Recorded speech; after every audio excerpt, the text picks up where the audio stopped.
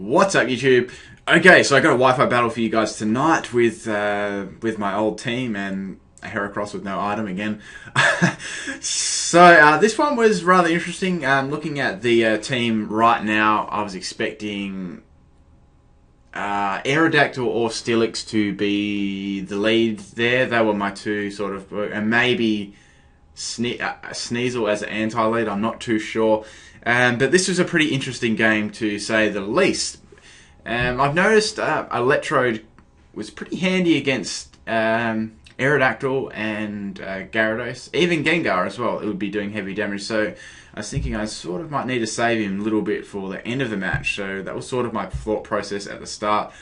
So yeah, let's get this battle started. So I was going to lead with my Electrode like I always most of the time do with this team. He's just really, really great for that. And a speedy taunter is also very, very handy. So he sends out Thumper, the Steelix. I go for Magnetize there just in case he uses Earthquake or something like that straight off the bat. And he goes for Stealth Rock. So I always do that. Like, I've been doing that. It's like a 50-50 if I choose to use Taunt or Magnetize.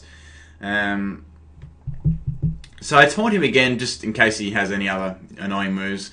And he's got Dragon Sails. That's a bit of a pain in the ass there. He's just going to sort of like phase me. And he's going to get rid of my Golem Sturdy, which was not good. Not good at all. Wow, that was Quick Claw. So he's Quick Claw and he's going to use Dragon Tail. So that's going to always go last.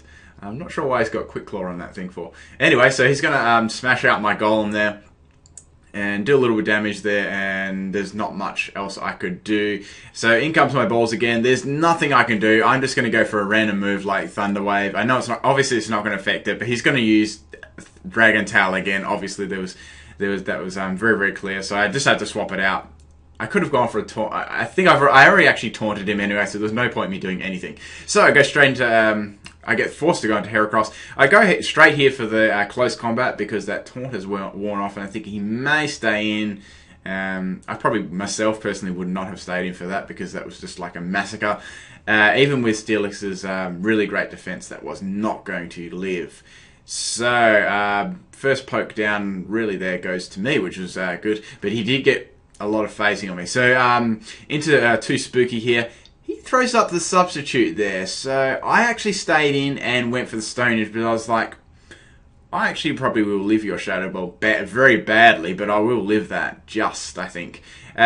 Which was good because he's one of these annoying leftovers ones, which was with Black Sludge. So he's just going to keep throwing up the substitute to try and waiting for me to miss with Stone Edge.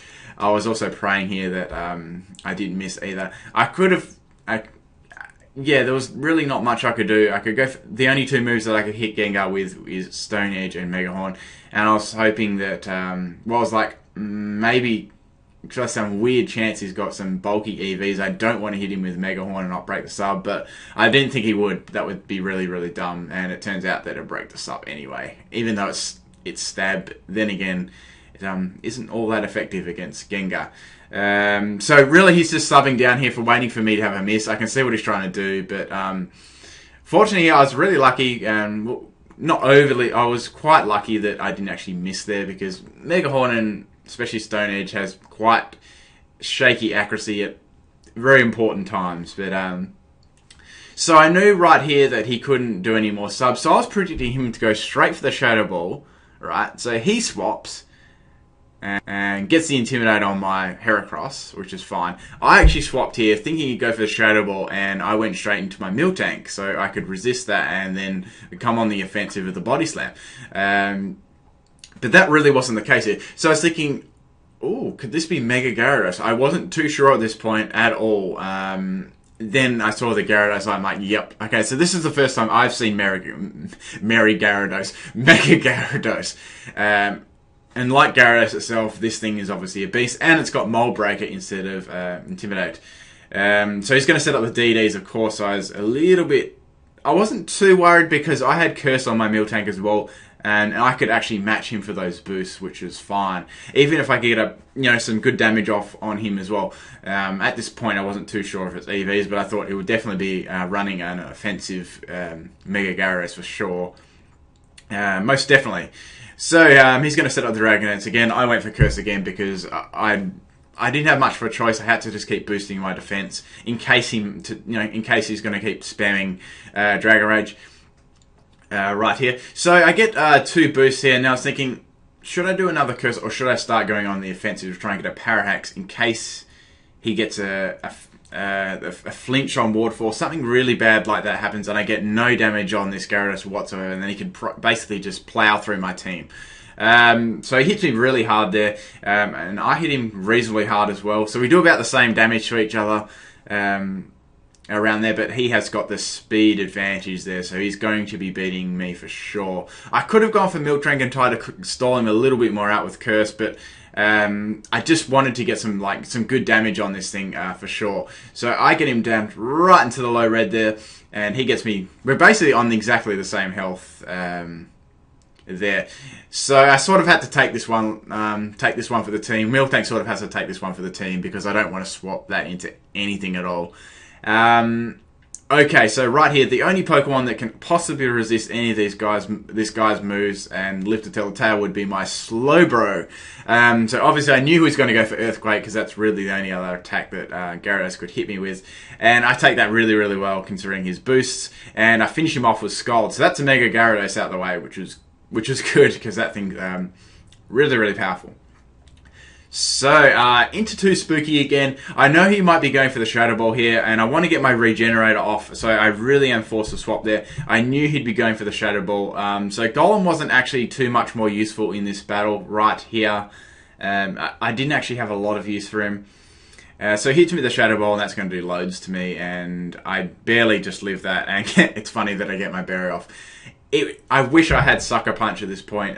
It's a 3rd gen breeding move, unfortunately, but oddly here he withdraws his Gengar and goes into his Motorboat, being his Rotom Washer, and I go for Stone Edge. I'm like, that was a really, really dumb play. I'm not sure why you did that for, because you could have easily, killed me then. Quite easy. Unless he was thinking, well, if I get rid of his Golem, then he can probably bring his Electrode in and outspeed me. Then I'd have to swap in my Rotom Washer or one of my other Pokemon. The rest of his team was actually quite weak to Electric, which is the point. So I can see why he did that for. So he was sort of saving back his Gengar. But I get a Golem gets a free kill, which is really, really good there.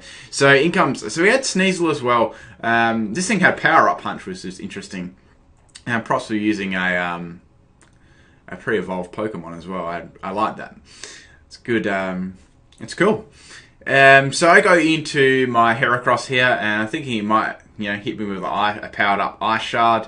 But he outspeeds me. I thought, oh, that's right. I don't have my sash. Of course I don't. My scarf. Of course I don't have that item. So you think I'd learn by now? Anyway, I take him down with the Stone Edge there. Lucky I don't get a poison.